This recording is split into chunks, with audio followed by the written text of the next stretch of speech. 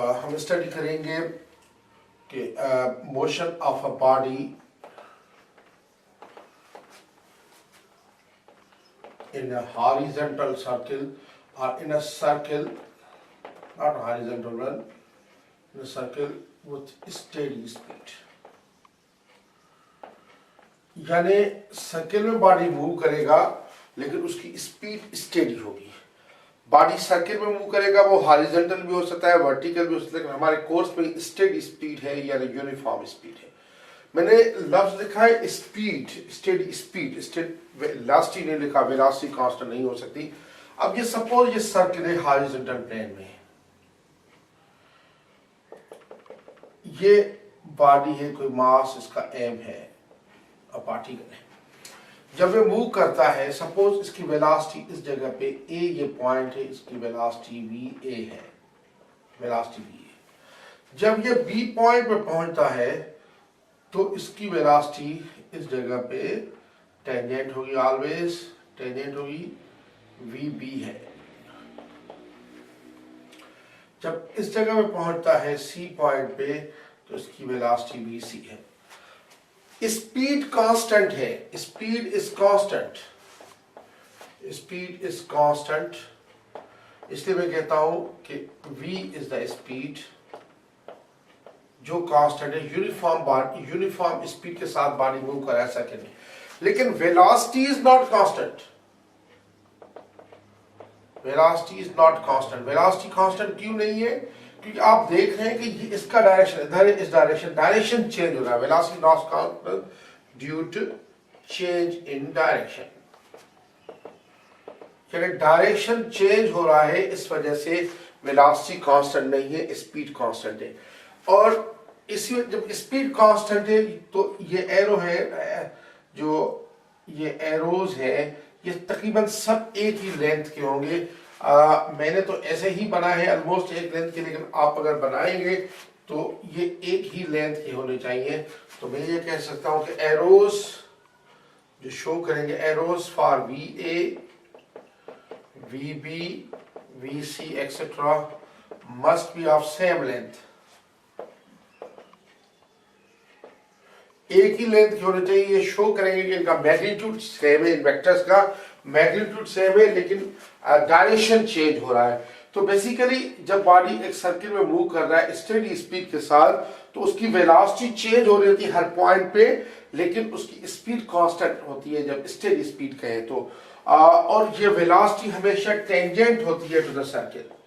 Velocity is tangent to the circle, velocity tangent होती है circle की।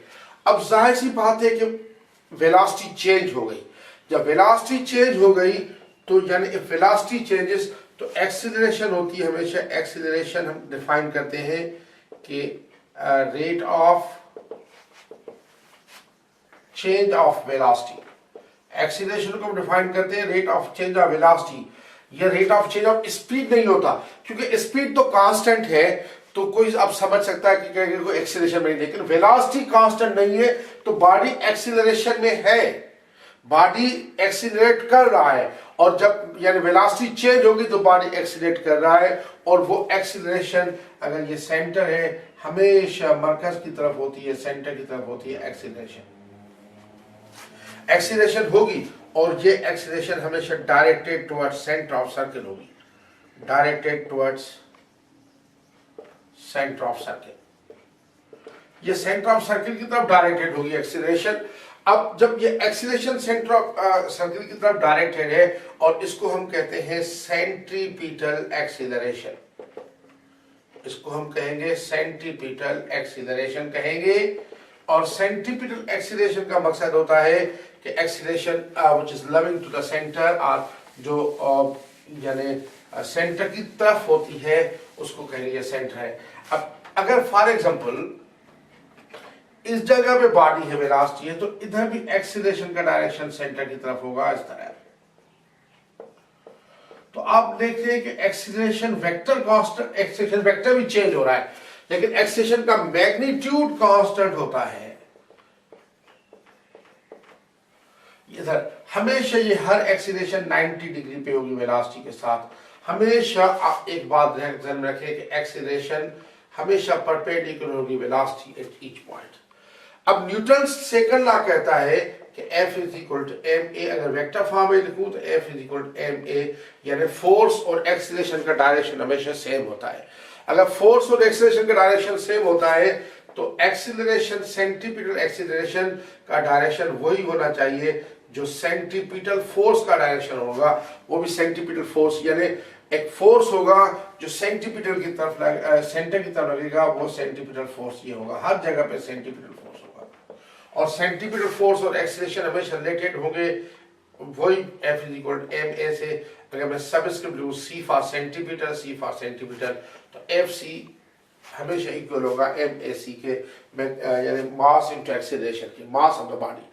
अब इस पूरे जब बॉडी सर्किल में मूव कर रहा है तो अब दो तीन चीजें नोट। अच्छा, फोर्स का वेक्टर, एक है फोर्स वेक्टर में, वो चेंज हो रहा है, फोर्स चेंजेस वेक्टर में, एक्सीलरेशन वेक्टर में चेंजेस, वेलोसिटी वेक्टर में चेंजेस, अगर मोमेंटम होगा मोमेंटम चेंजेस,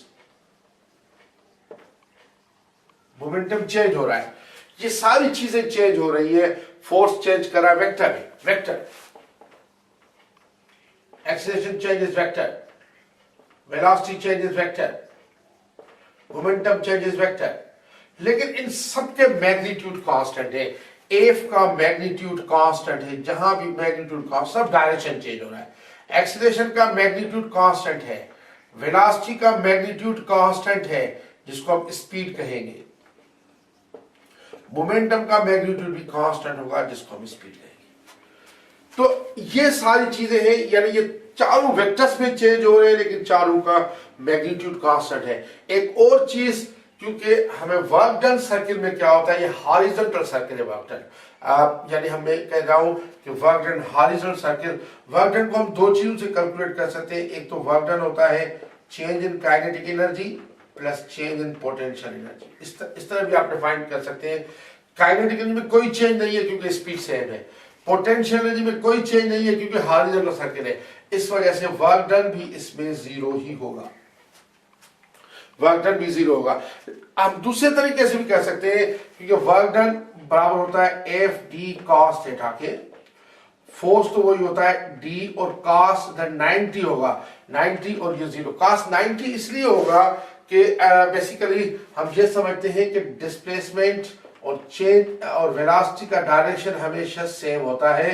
तो अगर वेलोसिटी और फोर्स का डायरेक्शन 90 डिग्री पे, एक्सीलरेशन, आप एक बात ध्यान में रखिए कि एक्सीलरेशन और फोर्स हमेशा सेम डायरेक्शन में होंगे और वेलोसिटी, इनके ऊपर जो है वेलोसिटी परपेंडिकुलर होगा एक्सीलरेशन के भी और वेलोसिटी परपेंडिकुलर होगा फोर्स सेंटीमीटर फोर्स के भी, हर पॉइंट पे। तो ये इस तरीके से वर्क डन है। अब वर्क डन हमेशा जीरो क्यों होगा? अच्छा, कुछ लोग कहते हैं कि वर्क डन इसीलिए जीरो होगा पूरे सर्किल में कि जो है बॉडी मिसाल के तौर पर एक जगह से जहां से स्टार्ट ले रहा है उधर ही वर्क उधर ही आ रहा है। कुछ लोगों का ये ख्याल है कि अगर बॉडी इधर से स्टार्ट हो रहा है पूरे वर्क सर्किल इधर तक वर्क डन जीरो होगा क्योंकि डिस्प्लेसमेंट जीरो है। किसी हद तक सर्किल में तो मैं बात ये मान लूं, लेकिन अगर ये पार्ट ऑफ द सर्किल हो इधर भी वर्क डन जीरो होगा, इधर तक भी बेसिकली वर्क डन होता ही नहीं है। यही रीजन है कि जब सैटेलाइट्स मूव कर रहे होते हैं हॉरिजॉन्टल सर्किल में उनको एनर्जी की जरूरत नहीं होती है। जब एक दफा उनको एनर्जी दी जाती है दैट्स इनफ।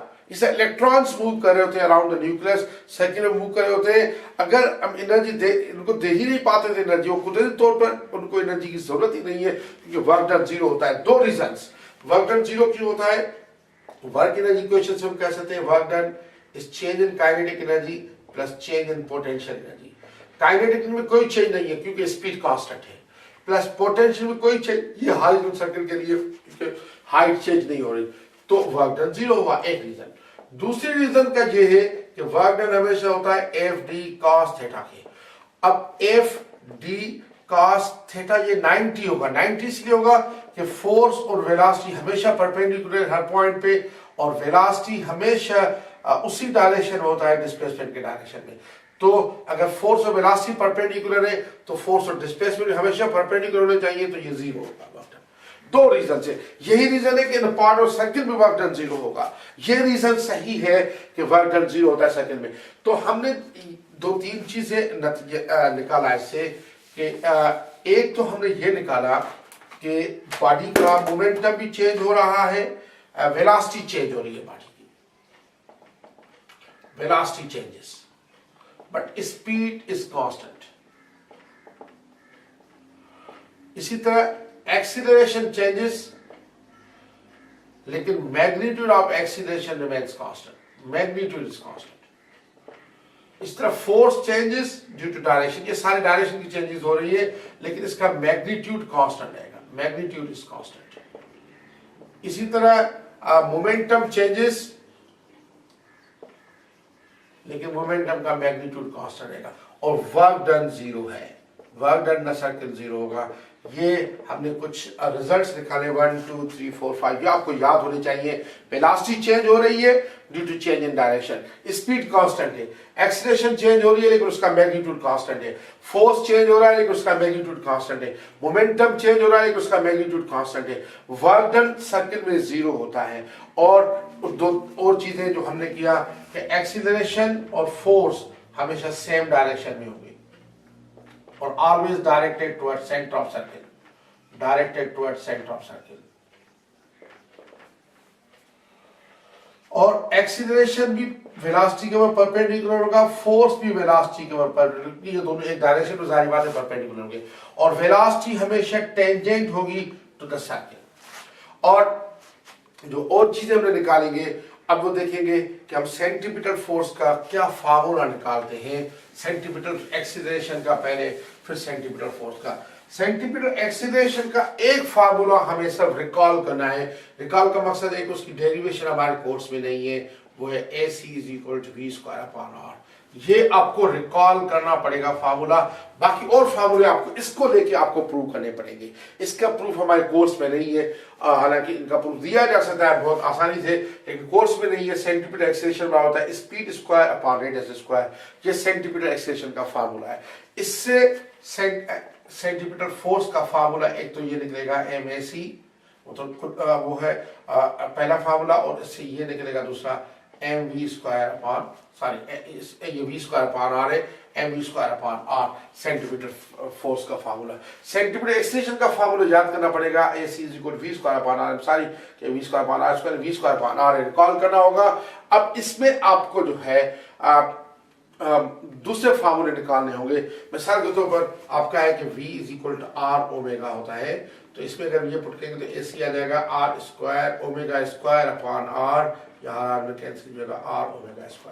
तो आपको मैं AC के अंदर लिखता हूँ v²/r और ये FC का ये AC का ये फार्मूला है v²/r और इसमें भी mv²/r, एक और आ गया AC का r ω², तो इसमें भी आ जाएगा mr ω² सेंटीमीटर फोर्स, एक और फार्मूला सेंटीमीटर फोर्स का। ऐसे लिखता हूँ सेपरेट करके mv²/r FC mr ω²।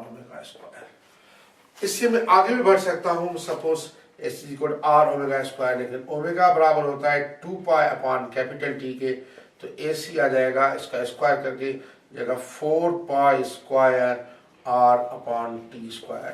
ये भी सेंटीमीटर एक्सीलरेशन का फार्मूला होगा। सेंटीमीटर एक्सीलरेशन का एक और फार्मूला ये हुआ r ω² और एक आया 4π²R/T²।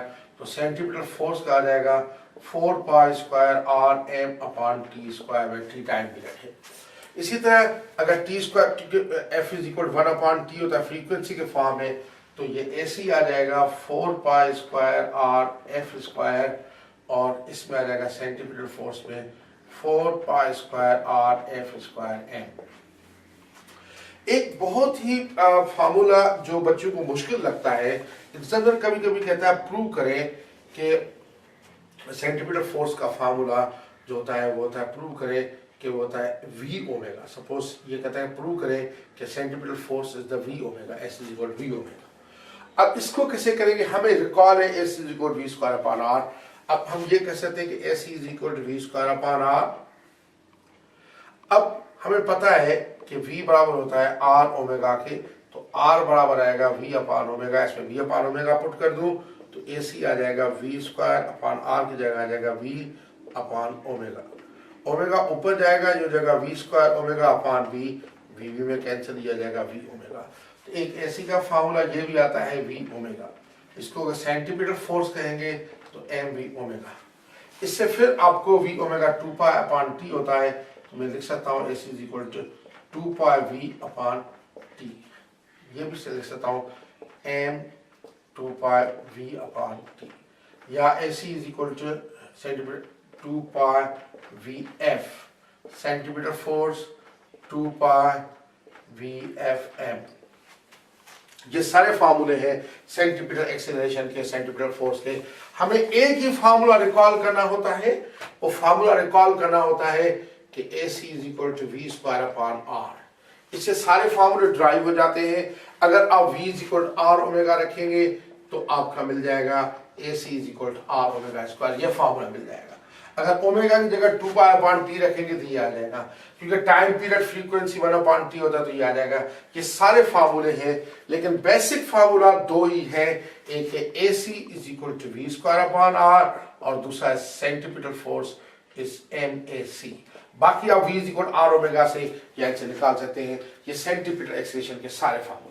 तो हमने जब बॉडी सर्किल में मूव करेगा तो एक तो फार्मूले हुए, ये सारे याद करने पड़ेंगे, FC MAC mv square upon R mr omega square. इनको याद करने की जरूरत नहीं है, सब आपको ये याद होना चाहिए v square upon r omega square. ये दो बहुत इंपॉर्टेंट फार्मूले हैं। और इसमें बाकी सेंटीमीटर फोर्स आप उसको मास से मल्टीप्लाई करके आ जाएगा। बाकी दूसरे अगर कहे एग्जामिनर तो you can prove very easily by doing those basic formula जो मैंने पहले लेक्चर में बताए हुए।